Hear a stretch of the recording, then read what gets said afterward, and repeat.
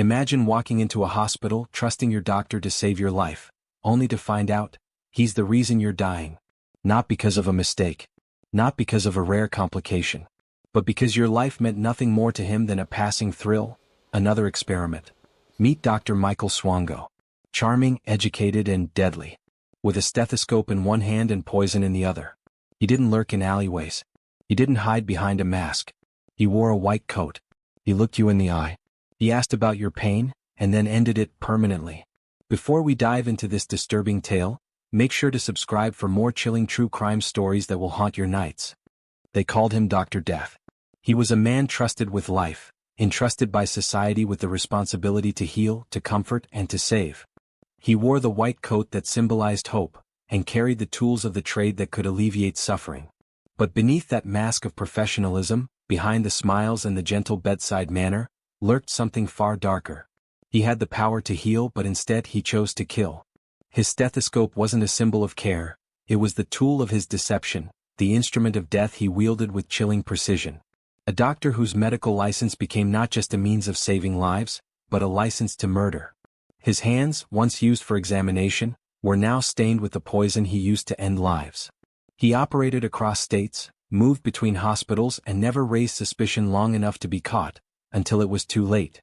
His story spans not just cities or states but continents, and in his wake over 60 lives were lost to a man who should have been a healer, not a killer. His victims came from all walks of life, from innocent patients in desperate need of care to unsuspecting colleagues who never saw the danger that stood right beside them. This is the nightmare of Dr. Michael Swango. A man who lived a lie, a man who wore a doctor's coat by day, and became a cold-blooded killer by night. Born on October 21, 1954 in Tacoma, Washington, Michael Swango's story begins like many others, an ordinary birth in an ordinary town. But as he grew up in Quincy, Illinois, there were early signs that he wasn't quite like the other children. His interests were unsettling, and as a young man he found himself drawn to the darker sides of life, the parts most people shy away from. He served in the Marines, seeking discipline and structure, but underneath the uniform was a man with a fascination far beyond what any normal person would have. It was during this time that Swango's obsession with death truly began to take root. He kept a scrapbook, a collection of obituaries, dead strangers' names and stories of their final moments. What drives a person to collect obituaries?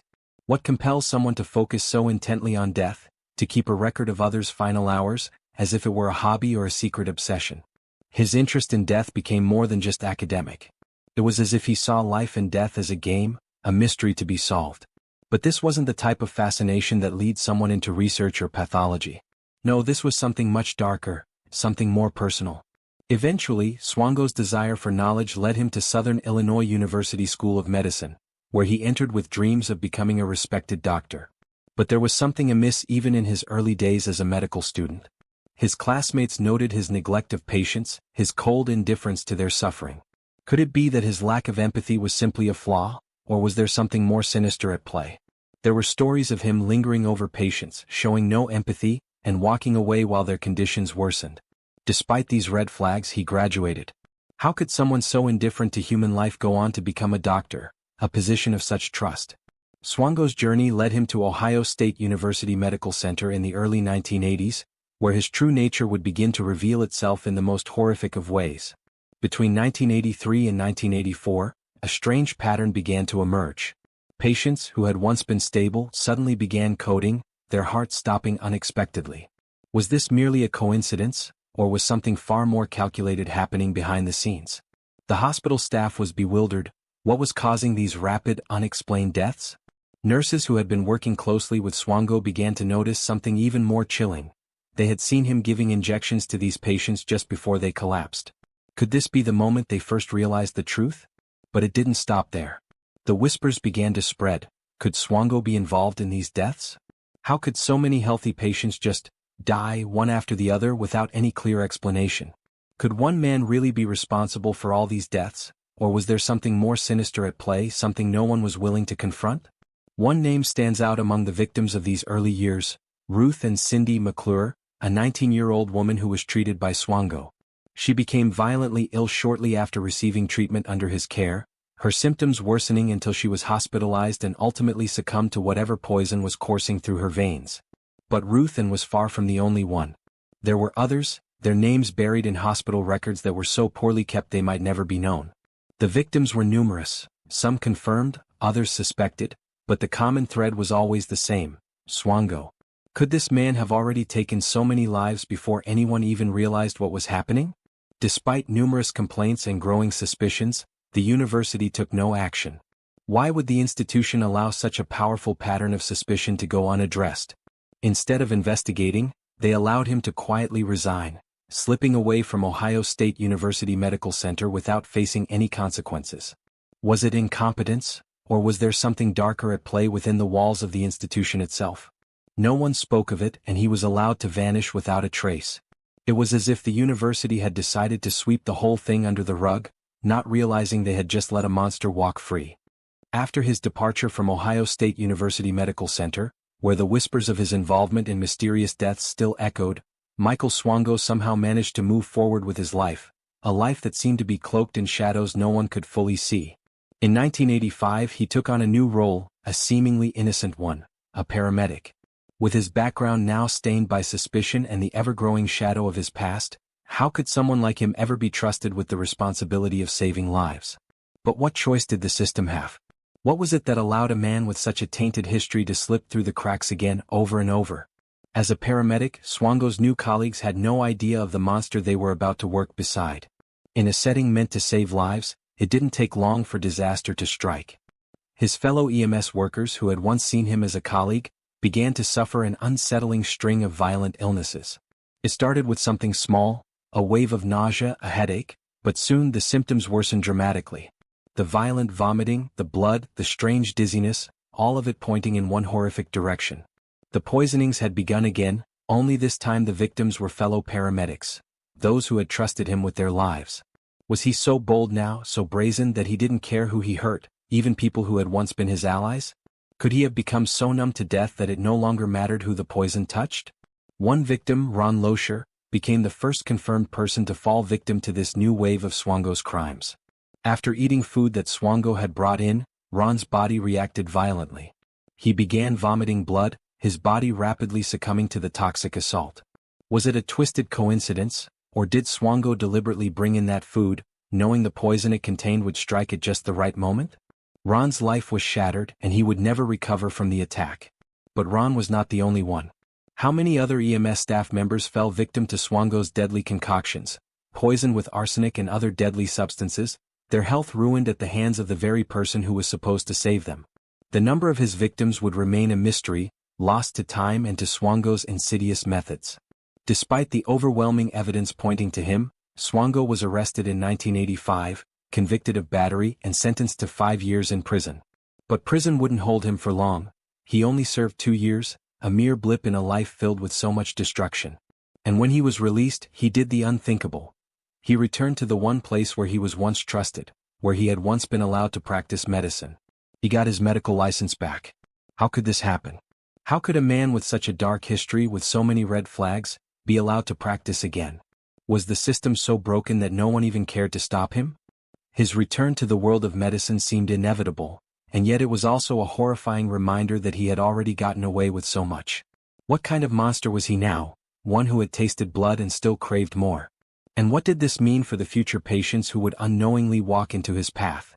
After serving only 2 years in prison and somehow regaining his medical license, despite a known criminal record and a cloud of patient deaths trailing behind him, Michael Swango began the most terrifying chapter of his life, one that would take him far beyond the borders of Ohio and into hospitals across the United States and even overseas, where he would continue his quiet killing spree under a cloak of lies, forged documents and systemic oversight failures.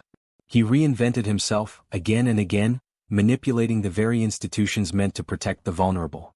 With an altered resume and falsified recommendations, he secured positions at highly regarded medical facilities like the Veterans Affairs Hospital in Northport, New York, where the promise of skilled care masked something far more dangerous, and at Stony Brook University Hospital, where he quickly gained access to patients in fragile conditions.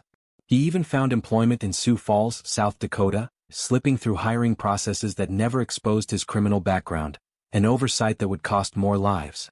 And the pattern of death continued, eerily, consistently. George Ciano, a man in his 60s, entered the hospital under Swango's care and, though stable, suddenly declined and died without warning. Then there was Thomas Samarco, a cancer patient who had shown clear signs of recovery, until he unexpectedly crashed and died after being treated by Swango. Leslie Gordon, 63, suffered rapid and unexplained complications just days after crossing paths with the doctor. Each case, at face value, appeared natural, but the frequency, the proximity, and the medical oddities told another story. But the reach of Dr. Swango's deadly ambition did not stop at American borders. In the mid-1990s, he managed to obtain work as a physician in Zimbabwe, in Africa, a place far removed from his growing notoriety back home, and where digital record-keeping was not yet capable of flagging his disturbing past. There, amid an overwhelmed healthcare system and a desperate shortage of doctors, Swango gained unfettered access to even more vulnerable patients. And again, patients started dying, suddenly, inexplicably. Among the dead were Lucia Dubé, who reportedly had been recovering well before her sudden death, Miriam Dubé, whose condition took a baffling turn after Swango's rounds, Nyasha Sibanda, a young patient whose chart showed no indication of a fatal illness until Swango intervened, Simban Cube, who died under unclear circumstances that mirrored other cases, and Tendai Chirwa, whose family claimed she was improving, until the day she received treatment from Dr. Swango. How could this man, now with a criminal conviction and a mountain of suspicious deaths behind him, continue to practice medicine so freely across continents? What allowed him to dodge the red flags? Why weren't there stronger safeguards to prevent him from entering these hospitals unchecked? These are the questions investigators would later ask, but for the families of the victims, the answers came far too late. Wherever Michael Swango went, whether it was a small-town ER or a distant rural hospital, the result was always the same. Otherwise healthy or recovering patients crashing without medical explanation, staff growing ill without reason, and a haunting air of mystery and dread that seemed to follow this one man like a dark cloud. The terrifying truth became undeniable. The only common denominator was Dr. Swango. By now, the trail of death left behind by Dr. Michael Swango had grown too long to ignore. Investigators began connecting the dots. Deaths that once seemed random, scattered across multiple hospitals, cities, and even continents, suddenly began to form a map of calculated destruction. Autopsy results, long buried or overlooked, were re-examined. Patient charts and staff testimonies that once sat untouched in dusty file cabinets were reopened with a new urgency. What they found was horrifying. Patients who were stable one moment and in fatal distress the next. Victims who had shown no prior signs of such rapid decline until Swango had been in the room. A disturbing number of them had signs consistent with succinylcholine, an insidious paralytic agent that quietly shuts down the body's ability to breathe while leaving the victim entirely conscious, locked inside their own failing body, aware but utterly powerless. Others, especially among his colleagues and co-workers, showed elevated levels of arsenic, evidence of deliberate, repeated poisoning that caused relentless nausea, internal damage, and eventual collapse. This wasn't the work of negligence or medical error. This was methodical, intentional, and deeply personal. The realization struck fear into those revisiting his patient records. How many deaths had been mislabeled? How many complaints ignored? How many cries for help left unanswered because the very person trusted to heal had turned the medical system into his hunting ground? By 1997, the mounting evidence finally triggered a response that matched the scale of the threat. The FBI and DA launched a sweeping joint investigation, pouring resources into building a timeline of Swango's movements, unearthing falsified resumes, flagging abnormal patient mortality spikes, and tracking toxicology reports that had long been deemed inconclusive or overlooked entirely. Federal agents interviewed former co-workers, administrators, and grieving families who had long suspected something was wrong but were never believed. Their testimonies painted a chilling portrait of a man who operated in plain sight, wearing a white coat, carrying a stethoscope, speaking in calm, clinical tones, all while orchestrating the quiet deaths of those around him. And then, just as he had done time and again before, Swango prepared to vanish. He applied for yet another medical post, this time in Saudi Arabia, using forged documents and false references to create a new identity far from American soil. With the threat of prosecution growing, he likely saw this opportunity as his final escape. But unlike the past, he was no longer operating under the radar. Authorities were watching. They knew his name. They knew his face. And they were closing in. On the day of his scheduled departure, Swango arrived at Chicago O'Hare International Airport, unaware that federal agents were already waiting. Just moments before he could pass through security and disappear into the anonymity of international travel, He was stopped, detained, and taken into custody. There would be no more patients. No more hospitals. No more bodies quietly slipping away behind closed doors. After years of evading suspicion, manipulating systems, and exploiting trust, the doctor who had used medicine as a weapon was finally caught, cornered not by luck, but by the slow, relentless pressure of truth and justice closing in around him. In the year 2000, after years of evading justice, a series of investigations, mounting evidence from multiple authorities, and the relentless pursuit of truth by the families of his victims, Dr. Michael Swango was finally forced to confront the monstrous reality of his actions as he stood before a federal court, pleading guilty not just to the fraud that had allowed him to maneuver through multiple hospitals and medical institutions by falsifying his qualifications, but also to murder. Acknowledging the deliberate and calculated deaths he had caused, deaths that stretched across decades, multiple states, and even continents. Among the many lives he had taken, Swango admitted to the murder of Cynthia and McGee, a 19-year-old patient who, in 1984, had come to a hospital for treatment but instead found herself poisoned by the very doctor entrusted to care for her, as well as Thomas Samarco, a cancer patient who had been making a remarkable recovery, only to fall victim to Swango's lethal touch and be struck down in the prime of his healing process, and George Ciano, a man in his 60s whose unexplained death, after having been under Swango's care, became yet another statistic in the long list of mysterious fatalities associated with the doctor. For these crimes and for the deception and betrayal that had allowed them to happen, Dr. Swango was sentenced to life in prison without the possibility of parole, a fate that would lock him away in a maximum security facility for the rest of his days, ensuring he would never again have the power to inflict harm under the guise of medicine. But even as the courtroom doors closed and the gavel fell, the real questions lingered in the minds of those who had been left behind in the wake of his destruction. How many more had died at his hands? How many more victims, unknown and unnamed, had slipped through the cracks of a system that had failed to stop him for so long? How many families had been forever changed by the loss of a loved one, the cause of their death left shrouded in mystery and confusion because this one man had learned to exploit the very trust that was placed in him as a doctor? While the official confirmed number of victims remains at a few, experts who have delved deeply into his history, analyzed medical records, and spoken with former colleagues believe that the true number could be much higher, perhaps over 60, perhaps even more, making Michael Swango not just a dangerous and deceitful doctor, but one of the most prolific serial killers of modern history, a man who, despite his education and professional status, used the very tools of medicine, stethoscope, syringe, and prescription pad, as instruments of death, leaving a trail of devastation that continues to haunt the world's healthcare systems. As investigators, psychologists, and true crime analysts began to dissect the layers of Dr. Michael Swango's mind, what emerged was a chilling portrait of a man who wore the white coat of a healer while harboring the mental machinery of a killer. Someone who exhibited clear and consistent traits of narcissism and psychopathy, who craved admiration and power, and who showed a disturbing emotional detachment from the suffering of others, especially those he viewed as vulnerable and under his control. His obsession with death, as seen in the way he collected obituaries like trophies and repeatedly spoke and wrote about mortality with fascination rather than fear, was amplified by his documented admiration for some of the most infamous war criminals in history, particularly the Nazi doctors who conducted grotesque medical experiments, including Joseph Mengele, whose legacy of cruelty seemed to inspire in Swango not horror, but twisted reverence.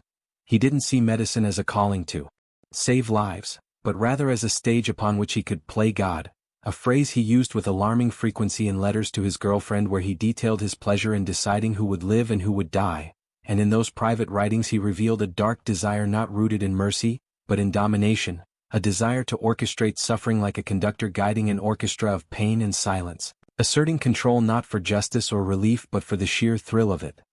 If this story gave you chills, hit the like button. Let me know in the comments, would you ever trust a hospital the same way again?